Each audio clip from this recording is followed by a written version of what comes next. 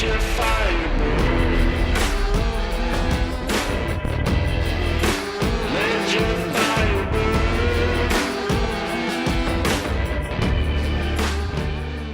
Hello, everybody, and thank you for joining us again on the Porcupine Perspective, the show where Robert and I take a look at politics, philosophy, and current events through the lens of individual freedom and liberty. As far as today's show goes, we're going to be discussing what is anarchy and what are the ethics of anarchy. Before we jump into that, I did want to take a quick moment to shout out to our sponsor, Strikeforce Energy. It's an energy supplement that can be added to the beverage of your choice. Now, if you're like me, it's January and you're seeing the inside of a gym for the first time in a long time. Not only is Strikeforce free of any sugar or calories, but it's packed full of that kick some ass necessary to help you keep your resolutions. Visit them at strikeforceenergy.com. Use promo code NOMORECANS. You'll receive 20% off your order, and that will let them know that you heard about it here. Now, if I could learn to talk here, Robert, I think we wanted to talk real quick about some current events. Was that right? Yep. Mainly, well, we're going to talk about, I think it was Trump caving in there at the last minute. Captain Caveman, as I'm going to start calling him now. It sounds like an appropriate moniker right now. Yeah, it's kind of funny. I've always called him Captain Cheeto, but this seems to fit quite a bit more. It's impressive to me for all the bluster. I mean, this is the guy that wrote Art of the Deal, right? Now, obviously, I'm in favor of the government never opening back up, being an anarchist, but it's interesting to see him get outplayed in his own game by someone that I don't believe he has any respect for. And I'll be honest, guys, I don't have any respect for Nancy Pelosi either. She's definitely a 180 from any ideological agreeance with me. But it is funny, especially when you see like the supporters of him that laughed that, he canceled her trip at the last minute to go see the military overseas, waited till they were on the bus. Like, boy, he got them good. And then she tells him, well, you know how you want to do this State of the Union address, right? You're not going to be doing it here. And, of course, big bluster, I'll do what I want. I'll still be there. And here at the end, basically kowtowing to her and the Democrats, going, all right, I've got to fund the government. I'll let it open up a little bit longer. I know I'm not getting my wall, but here we go. At what point do the conservatives no longer support this guy? What are we, over 2 years in? Obamacare still exists. No wall has been built. We do, however, have bump stock ban, and that's something they support. I don't get it. Do you have any insight that I don't? No, not at all. I mean, I would argue that any of the conservatives are supporting him per se, because I would argue that they find him equally distasteful, but it's typical 5-year-old mentality. It's, we'll go against whatever the Democrats are doing. Typical runaround. Like when I had seen that when he went ahead and revoked the travel plans for Pelosi, which her and herself, I could do a whole episode on Pelosi, but so he turned around and did this to her, and I was like, okay, here we go. It's time for the kindergarten tantrum. So yeah, there it went. It's going to go back and forth. And, for everything that he put up and as big as he talked to get everybody rallied behind him, in the end, we're going to end up with a shutdown ended. He ends up with no wall. And pretty much all this did nothing. Except, well, I don't want to say it did nothing. Maybe it helped a few folks somewhere realize that these non-essential parts of government were actually non-essential. Wasn't it close to 800,000 total? Yeah, something like that. It's approximately a quarter of the government, if I'm not mistaken. Deemed non-essential, which you and I would probably argue that number is kind of low. We need to pump those numbers up. Those are rookie numbers. to be perfectly honest here, but the fact that, and here's the other really weird thing. You've got the media that are telling these stories of these folks that don't have a job. They're not going to be able to pay their bills. They're not going to be able to make ends meet. And they're making these stories very tug at the heartstrings. Maybe that's the word I'm looking for. How many of these people do you think actually care when their policies, their enforcement of policies, cause other families to lose their jobs, lose their businesses? Could I go to the IRS and go, well, I lost my job, guys. I was laid off. I can't really pay for it. Would they accept it? No. No, of course Never. not. But we need to be sympathetic to them. And again, I don't have any hatred for any human. But it's interesting to see the shoe on the other foot. Now, I doubt many of them will see it that way and make a change. Because arguably, there's a reason why they are in the positions that they are in. And it's not for being radical free thinkers. No, and that's true. And then some could make the argument that, well, there's 2 points here. One is they're getting, they're not losing that income because they're going to get back pay. So it's not like that money's gone forever and they can't recover. Secondly, some would argue that they're being paid with the money that was stolen from others. And that's very true. And that's an argument I would make as well. I mean, they're getting paid off with money that was obtained criminally. Honestly, it makes them an accessory. Yeah, the folks, they didn't choose to pay all those salaries, and hell,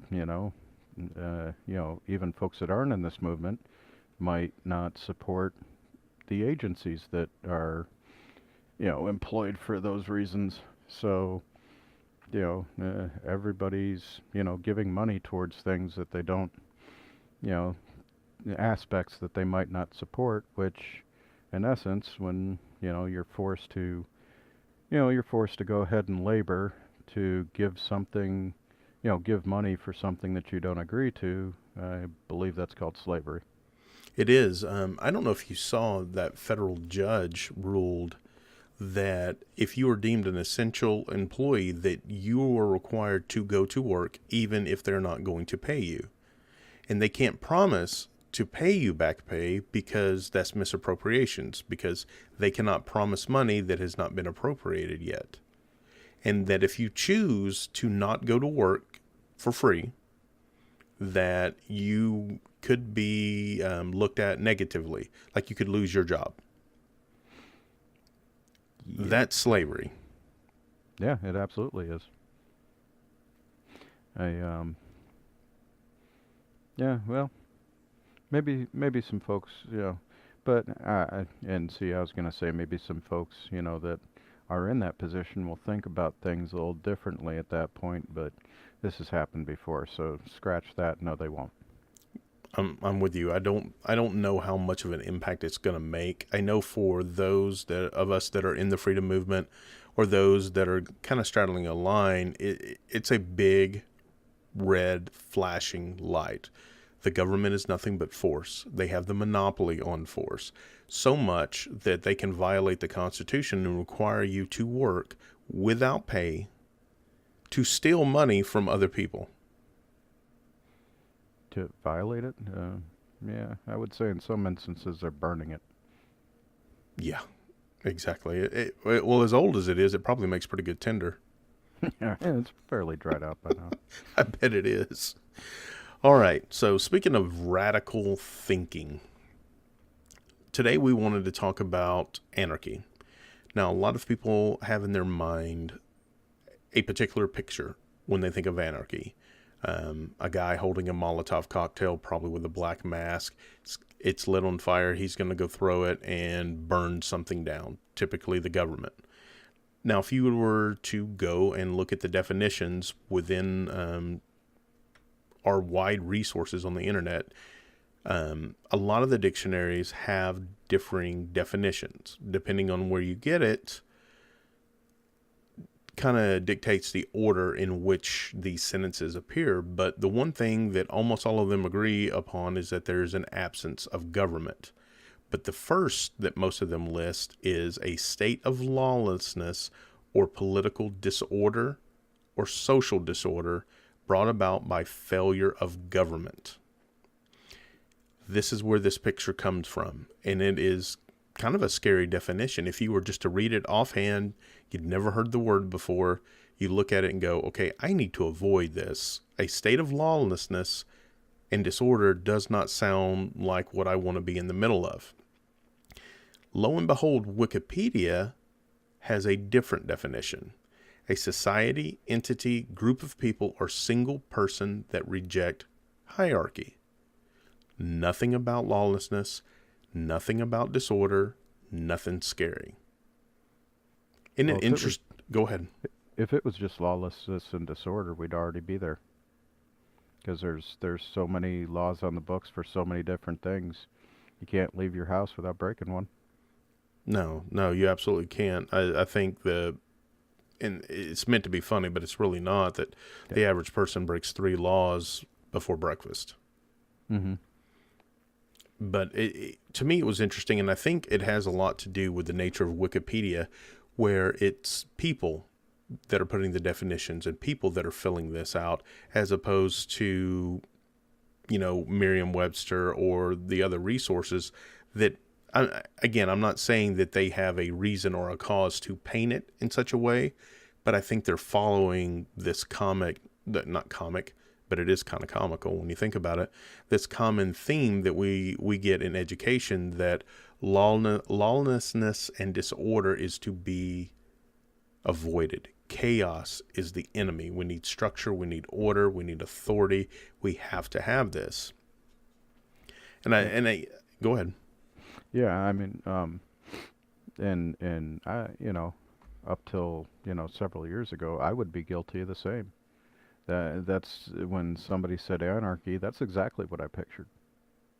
Yeah. I never bothered to look any further into it, as far as, into this type of movement, or, any, any rational group of thought on the topic.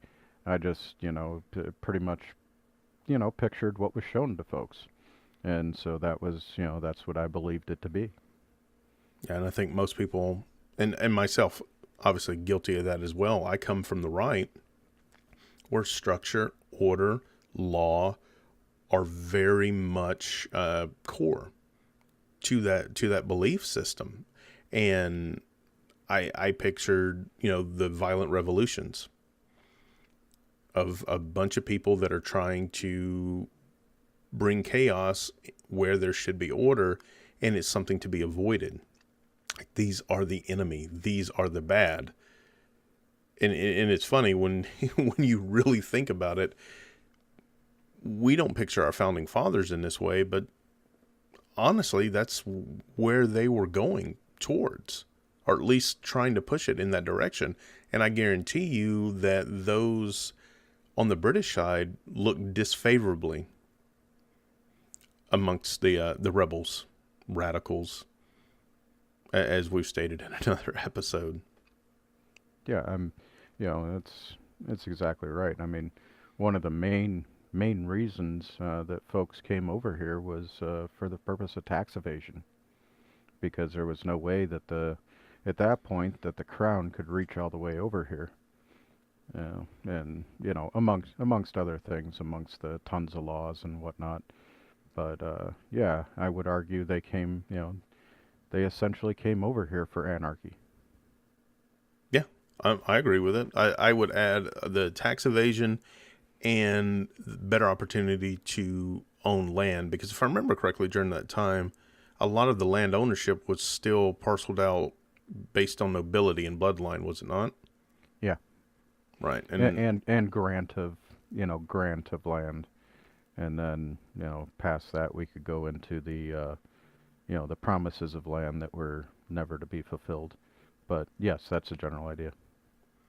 Yeah. So yeah, I think I'm going to second your motion there and say that they absolutely were headed this direction for that. And the modern interpretation of this and what we base it on, guys, is a core based on self-ownership. That's the primary tenet of anarchy. I guess you could call it the primary law. So, in effect, it's not lawlessness at all. It's you own yourself, you own your body. Implying otherwise means that somebody else has a higher claim to yourself.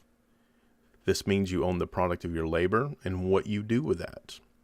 Now, one of the interesting caveats here, you hear socialists quite a bit talk on this subject, that you own the product of your labor.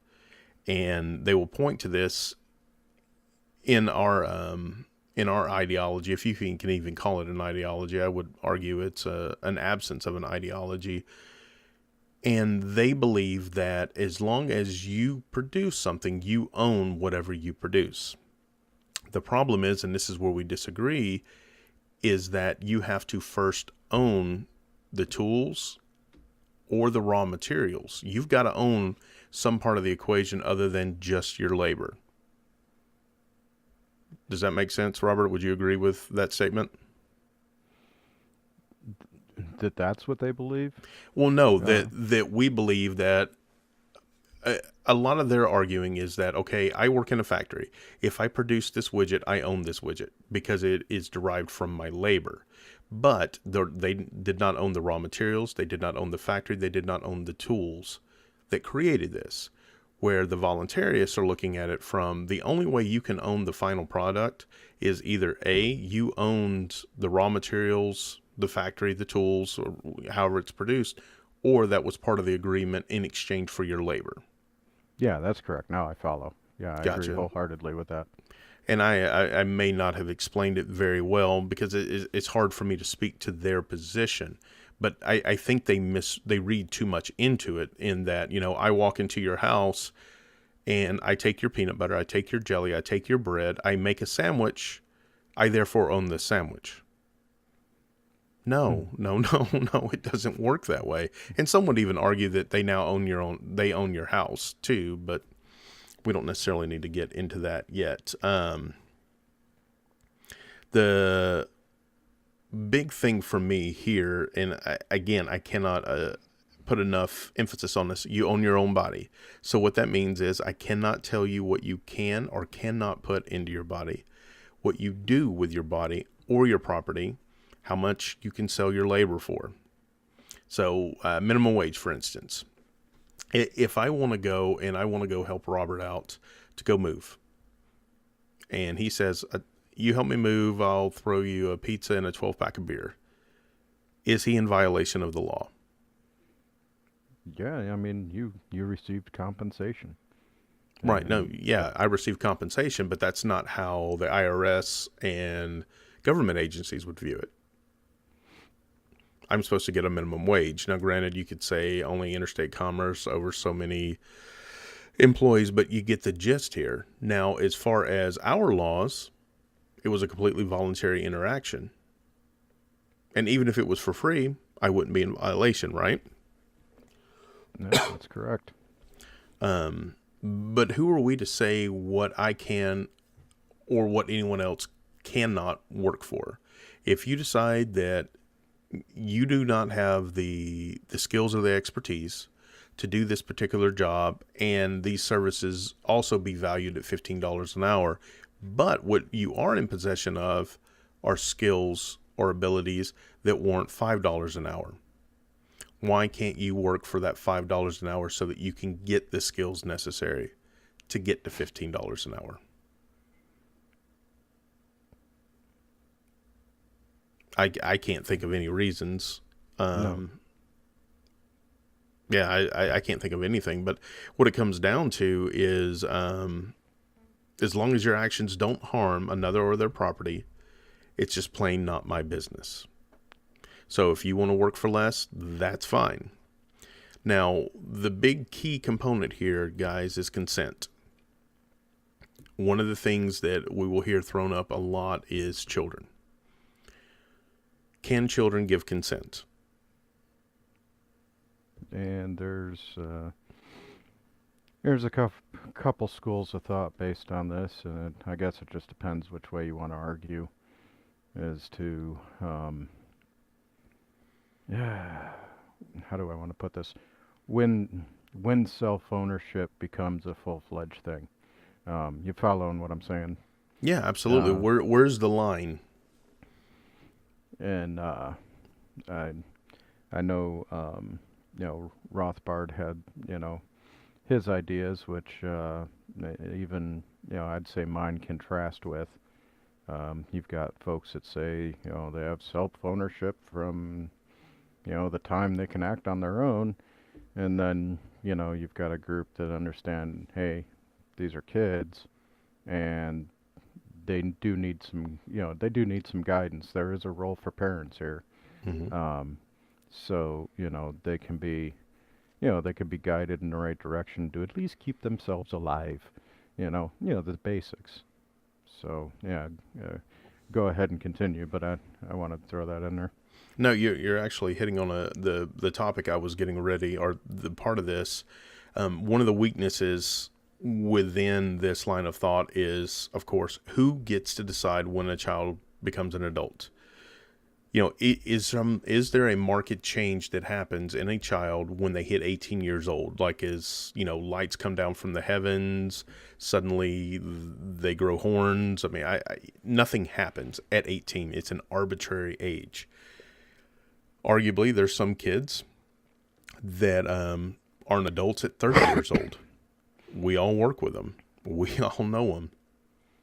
So the problem we run into is, how do we decide what that age is? And the reality is, this is why it's one of the weaknesses.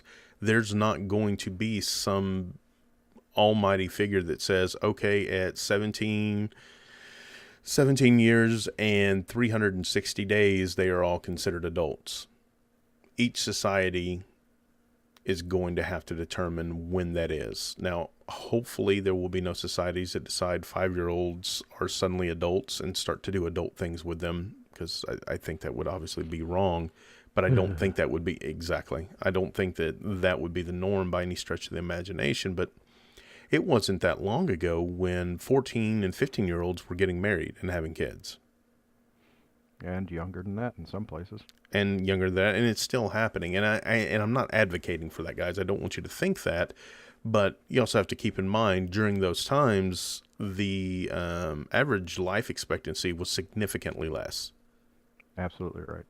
So, I don't have an answer for it, because that's not what I'm here for. I'm not here to give an answer because, again, there's not going to be an arbitrary body deciding all this stuff. So, let's go to what people are going to say negatively about this. So, Robert, this means you're okay with prostitution. Well, it's you would have to be. It's a voluntary interaction where a service was provided and they were compensated for. Both parties benefited, as long as one doesn't end up with something extra at the end. And you don't mean happy ending. You're talking about a disease, I believe.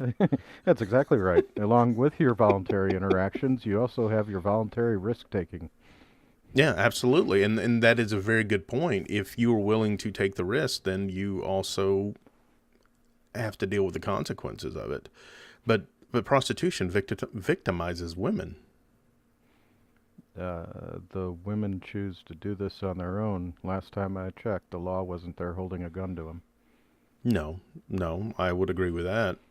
Well, do you think having something like this mainstream what do you think that would do to the moral fiber of society? Well, it doesn't necessarily mean prostitution would be mainstream.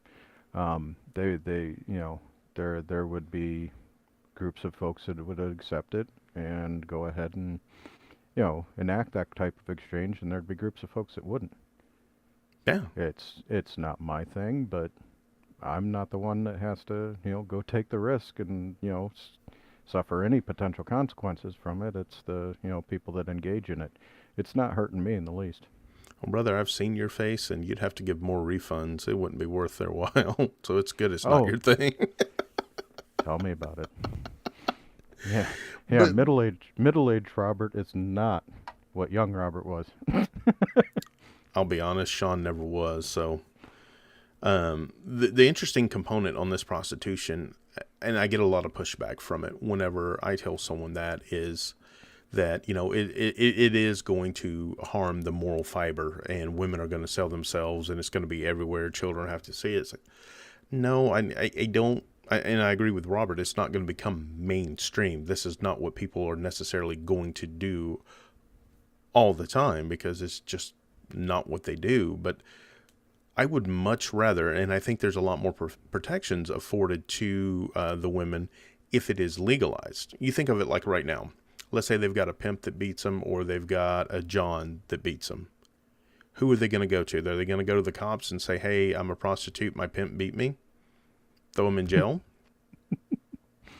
You laugh, but I mean, some people don't consider that. If it's mainstream, if it's treated like a real job, and guys, I would think it would be a terrible job to have. I mean, think about how shitty your job is, and think about what they've got to put up with.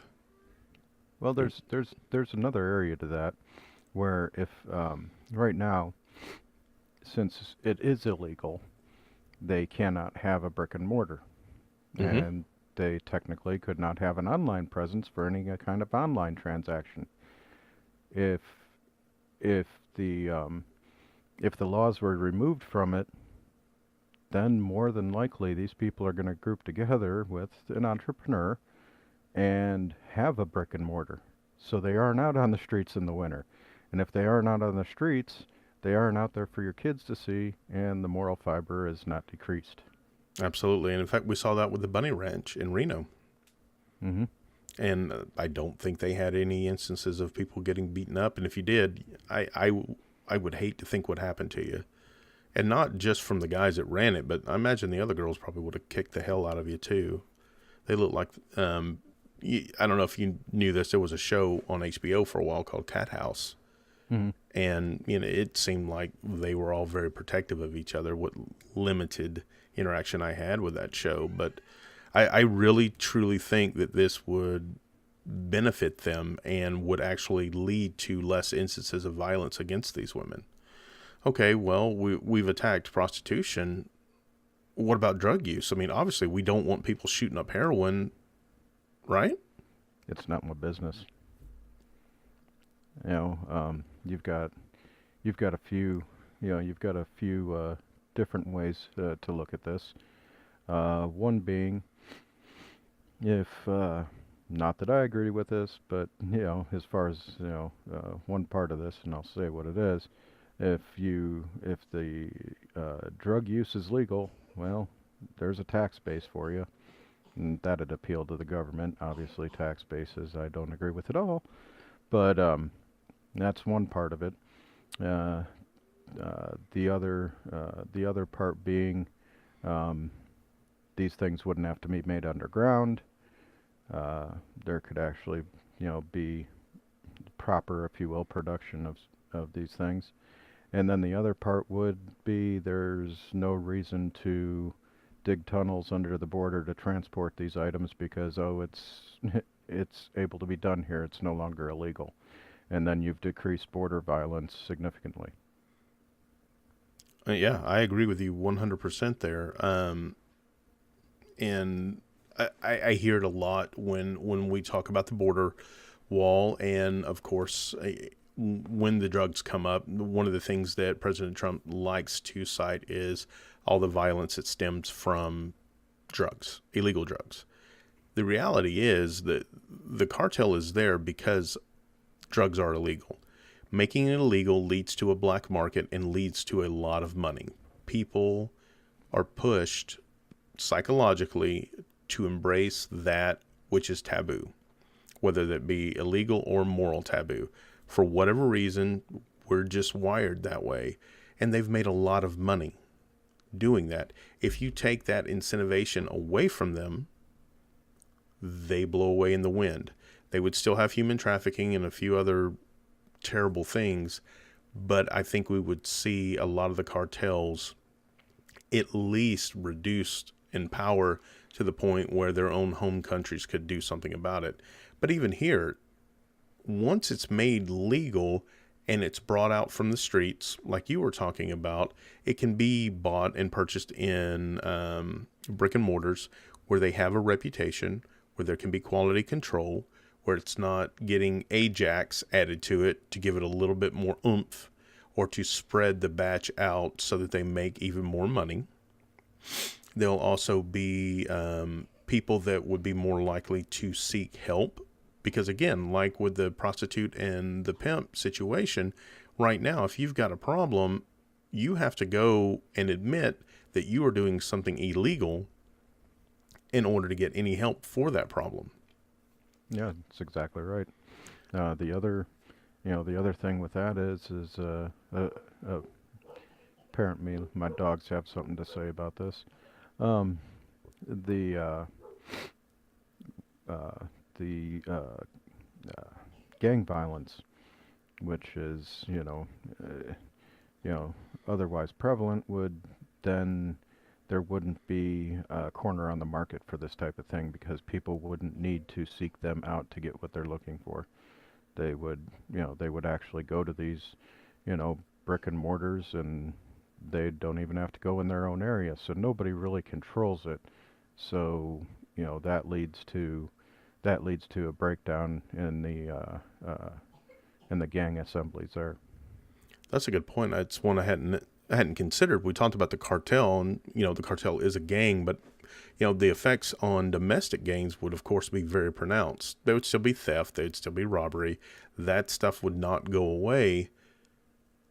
But you're absolutely right. A lot of the money that they make is from these two areas right here, prostitution and illegal drug use. Imagine how much safer the cities would be without it. Portugal, and a lot of people think that this is us talking about utopias and it would never work. But as far as prostitution goes, we talked about Reno, the Bunny Ranch, and I believe there's some other ones. That's just the more famous. But Amsterdam has the red light district where it's legalized. And if I remember correctly, drugs are legal there too. But Portugal's another good instance. They had an epidemic of drug overdose. And 10 or so years ago, they made everything legal and then set aside money for treatment. And they have been able to reduce overall drug use and overdose deaths considerably. Like it is a shadow of where it was before because it's accepted and it's brought out into the light where people can do something about it and get help for themselves. It's and we've already seen an example of how this would roll. It's already played out in history. If you look back at Prohibition, I mean, nobody thinks right now of, any kind of alcohol-fueled crimes and violence for the, acquiring of alcohol. Well, during Prohibition, look at how violent that got. Yeah, the rise of Al Capone. Mm-hmm. And the mafias. And not to mention the deaths caused by the U.S. government by poisoning the alcohol. That was crazy. I don't remember how many people died, but it was a significant amount because the government ordered that the alcohol be poisoned. And in fact, that's where denatured alcohol comes from. Mm-hmm. The only way they have to avoid all the taxation and all the other crap that goes along with making a product that can be ingested that has ethanol in it. They, in order to sell it as a solvent, because it's a great solvent and an antiseptic, they have to add poison to it in order to get around it to make sure that humans can't consume it. It's ridiculous. Imagine how cheap beer and alcohol would be if we didn't have all these restrictions. Yeah, without a doubt. Yeah, it's crazy. So we've talked about the self-ownership. I think we've beat that one into the ground. Let's move on. Go ahead. We missed 2 points. What's that? For self-ownership, and they're big ones. One would be abortion, and the other one would be any Kevorkian-type activities. Okay. Well, go ahead. Okay. Well, as far as abortion goes, and I'll keep this short and sweet, I've already made a blog post on our site. Yeah, the using our ideal, it's the idea being is since nobody can seem to determine or have a consensus upon when when a fetus has become a human being or when a group of cells has become a fetus, these types of things. You're only default, so you're not contradicting yourself, which is a huge part of this movement. Also, is the idea is to break things down, to bedrock, as they say, so that when you get behind a position, you are not going to be found in a place where you contradict yourself. Um, so, with that in mind, the only thing you can default on it to be non-contradictory to the ideals would be that abortion would have to be legal from the time of conception up until right before the time of birth, because I don't I don't support abortion, but that's me, and I can't get pregnant, so I really have no say. But uh, as far as that goes, that's really the only place you can rest on that. The other one would be end of life planning, as they like to call it. To the extent of self-ownership, people would have the right to go ahead and end their life if they feel that's what they are looking to do.